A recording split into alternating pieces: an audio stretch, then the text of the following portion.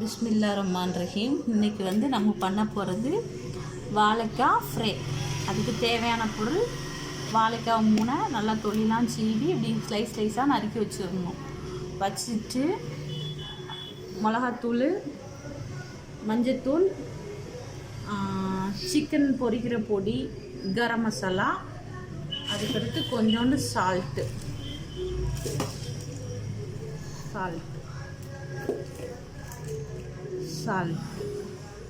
இஞ்சி பூண்டு பேஸ்ட் இருந்தால் அதையும் கூட போட்டுருவோம், நல்லா தான் இருக்கும் பொரிக்கிறதுக்கு.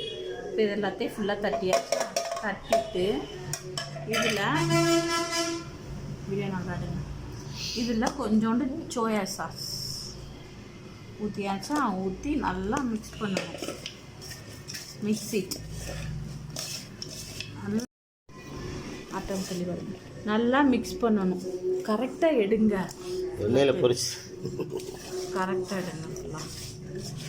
நல்லா மிக்ஸ் பண்ணிவிட்டு ஒரு 10 மினிட்ஸ் அப்படியே வச்சுருவோம். அது மாதிரி நறுக்கிறது இந்த மாதிரி ஸ்லைஸெல்லாம் நறுக்கணும், ஸ்லைஸாக. அப்போ தான் எண்ணெய் நிறைய குடிக்காது.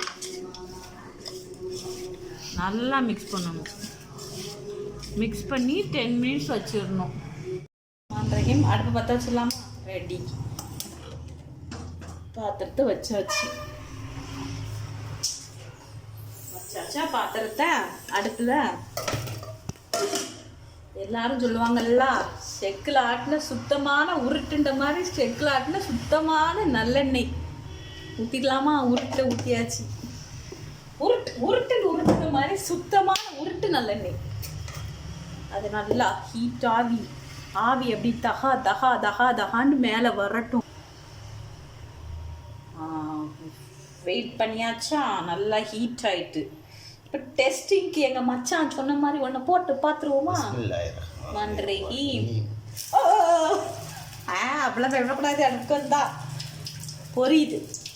ஓரளவுக்கு ஸ்டூட் ஆயிருக்கு. என்ன இப்போ ஒரு கொதப்பி பெரட்டி அப்படியே எண்ணெயில் சும்மிங் அடிக்க வச்சுக்கோமா? அதை எடுத்துக்குவோம், கருவிடுவோம்.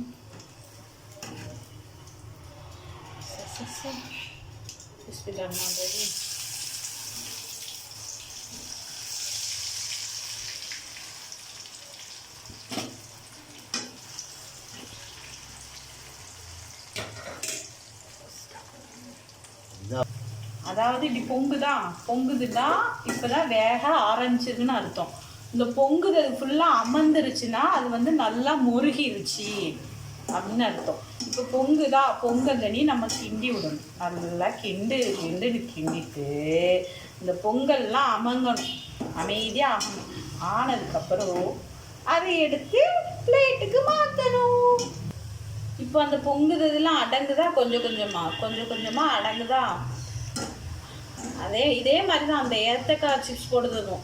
இப்படி நல்லா ஹீட்டான எண்ணெயில் அப்படியே செத்தி போடணும். போட்டுட்டு இந்த மாதிரி பொங்குனதுன்னே அந்த பொங்குதல் ஆஃப் ஆகும்போது இந்த மாதிரி ஒன்றை வச்சு அப்படி எடுத்து லைட்டாக அப்படி கொதறி விடணும். இதே மாதிரி தான், சேம் தான் வாழைக்காய். இப்போ அந்த பொறுப்பெலாம் அடங்கிடுச்சா? அடங்கினதுக்கப்புறம் நான் எடுத்துட்டேன்னா அப்போ உடையில எப்படி புஷ்ஷுன்னு எண்ணெய் வந்தது. அந்த எண்ணெய்லாம் அடங்கிருச்சு.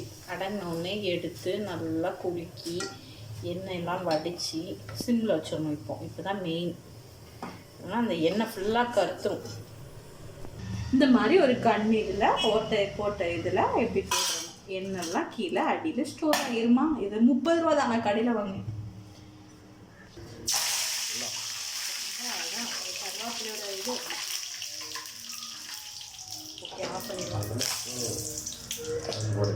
அதுக்கு தான் ஜூம் பண்ணி எடுங்கண்ணே.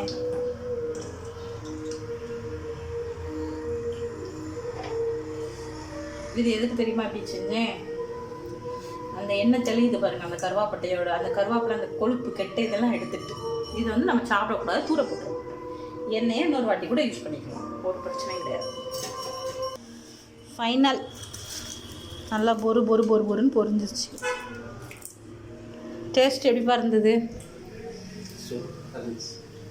சரி, ஓகே. வீடியோ கட் பண்ணிடலாமா?